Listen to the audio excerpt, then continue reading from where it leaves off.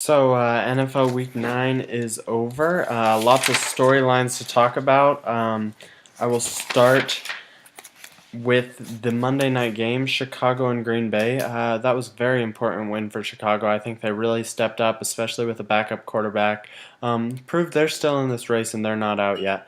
So be wary of a tough Chicago Bears team down the stretch. As for Green Bay, Aaron Rodgers' injury kills the team if he's out for an extended period of time. You saw what it did on Monday night. Just really killed that team. They depend on Rodgers, regardless of what running game they have gotten going. So Rodgers needs to be back in a hurry. For the Bengals, I'm questioning whether Andy Dalton's really the answer.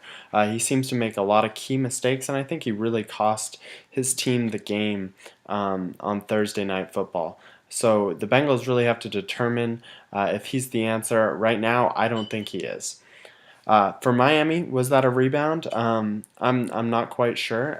After losing four straight, they picked up the win. So I wouldn't buy into them yet. They do have a lot of problems going on with the Richie Incognito Jonathan Martin thing. I will create a video on that later. Big topic, lots to discuss, and I will create a video. Um, Tampa Bay, that was a humiliating loss in Seattle. They had no reason to lose that game, and they handed it away. Just absolutely sign of a bad team, bad coaching. Something needs to change in Tampa Bay. Seattle, on the other hand, they did pick up the win, but there are some questions that need to be answered, and I would start by asking them to Darrell Bevel. Come on, man. You have Marshawn Lynch, and you refuse to run the ball in the red zone. Almost a costly interception late in that game. You have the best power running back in the league, and you're not going to run him in the red zone. Something's wrong, and Darrell Bevel needs to fix it because his play calling has not been good. New Orleans, I would forget about that loss. The Jets are a tough team. It was the Rob Ryan Rex Ryan matchup, and Rex Ryan has gotten the best of him in all of those matchups. So I wouldn't be too concerned with this loss. Take it, move on, continue doing what you were doing before. As for the Jets, if they run well, they can win football games. I know a lot of people say Geno Smith has been inconsistent, and that's the reason the Jets have also been inconsistent. No, it's whether they can run the ball successfully. If a team can stop their run game, the Jets are in trouble. If they can't stop the run game, the Jets will do well. So they're not as bad as people say they are. They have a very solid core. I think the Jets will be good in a few years. I don't think they're good yet. They're not a complete team, but they will pick up wins. For the Ravens, Joe Flacco was their leading rusher on Sunday, and that's completely unacceptable. You have a talented backfield, regardless of what injuries and knocks you sustained, and even if they're not having the best of seasons, you need to run and pound the ball, wear defenses down, and not doing that is hurting your offense right now. The Ravens obviously are not looking like a Super Bowl threat again this year. Uh, the Browns, Campbell has turned out to be a very nice replacement in the injured Browns quarterback situation. He's always been a pretty decent quarterback. I don't know why people count him out so quickly, but I think he'll be okay in Cleveland. Although I don't know if they want it. I'm sure they want the draft pick, but I think they have a good team. They have a good core to build around, so they'll be okay. Indianapolis, T.Y. Hilton emerged as a star in that second half. I was wondering when he would step up and replace Reggie Wayne, and that time is now. He looks like a young Reggie Wayne, and if he can continue to do that, the Colts will continue to be scary. As for Houston, they, I think, also found a star that has emerged the last couple weeks, and that star is Case Keenum. Uh, I think he's the long-term answer. He is a very good quarterback, grew up in the Houston area, went to school in Houston, now playing for Houston. I think he's a great fit. He's a good quarterback. I say roll with him until you see a reason not to, and I don't think he's going to screw up. Pittsburgh, they're not good this year. Their defense is terrible. a Steelers team letting up 55 points, you never heard of that. That's because it's the worst in franchise history. Steelers are built around defense, and that was not a good showing against New England. New England, I know a lot of people are saying, oh, Brady got it going, the offense got it going, but I'm wondering if it's a fluke. If it's just a product of a bad Pittsburgh defense, I'm not sure. So I'm going to wait a week before buying into the Patriots' offense being back. Kansas City, their defense is really, really good. Their offense needs to start stepping up, but that defense will keep them in ball games. It'll win them some games. It reminds me a lot of the Seahawks and the way they built their team. I think they're very similar typecasts of teams. I think the Chiefs will be good. I don't know if they're Super Bowl. They don't have the offensive qualities of a lot of Super Bowl teams in the modern era. So I'm still skeptical, but I think the Chiefs defense are definitely going to give them a chance. As for Buffalo, they're a very good team, obviously competing with Kansas City, but Jeff Toole really hurt.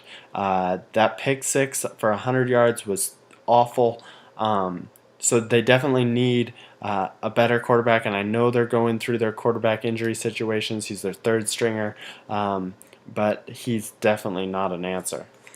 In Atlanta, is Matt Ryan done? Is what I'm wondering. He's been the product of a very good cast around him, and he just, when he's lost his cast around him, he has not played well. So I want to see him get some of these guys back and see if he can continue being old Matt Ryan, 2008 rookie Matt Ryan. But I'm not sure. I'm not really sold on him being a $100 million quarterback.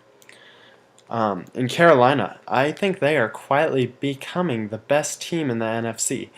They can run the ball, they can throw the ball, they play defense well. Cam Newton has been very good. He's been smart with the ball. He's really stepped up as a leader. I think this team is very quietly becoming one of the top teams in the NFC, if not the top team in the NFC right now. Minnesota, the positive to take away from that loss is that Adrian Peterson finally got going. And I think they realized that they need to keep running Adrian Peterson, and that's going to put them in ball games. In Dallas, I think they were saved from the critics, but they did it. They won that game at the end. Tony Romo won it. That offense won it. So I applaud Dallas. And their offensive coordinator in getting that win. Tennessee, Chris Johnson had a breakout game, but many running backs do against the Rams. I'm wondering if he can continue to keep it going. If he can, the Titans will be a very good team down the stretch. If he can't, they'll be going back to being pretty average.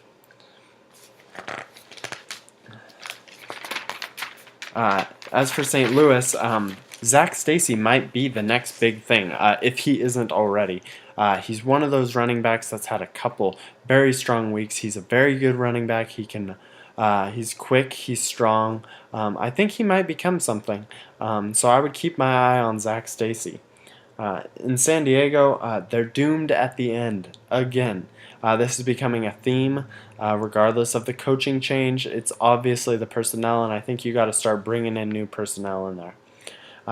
The Redskins, Morris picked up the slack a little bit. He finally got going. That's a good sign for the Redskins. They are at the same record they were last year, and they got into the playoffs, so their season isn't over yet. They know they can do it, and I wouldn't count them out. For the Eagles, they got to give Nick Foles a chance now. Regardless of whether Mike Vick's healthy, they have to give Nick Foles a chance to see if he can be their next big guy. I don't think they're going to be a playoff team this year, so I think you roll Nick Foles out there, give him a starting job day in and day out, and see if he can lead this team. If he can't, then you go after a franchise quarterback. If he can, you may have found your franchise quarterback. So work with what you got, throw Nick Foles out there. Obviously, he won't be throwing 7 touchdown passes again, but he could turn out to be a star. So give him the chance. For the Raiders, they're not there yet. I thought they were finally turning a corner, But with that loss to Philadelphia, that secondary really showed their weakness, and showed that Oakland's not quite there yet. So that's it for my NFL Week 9. We'll be back with Week 10 picks, and of course, then again with the Week 10 what we learned. Follow me on Twitter and check out the blog. We like to post some polls up there. I'd love for you to answer them. You know what's up.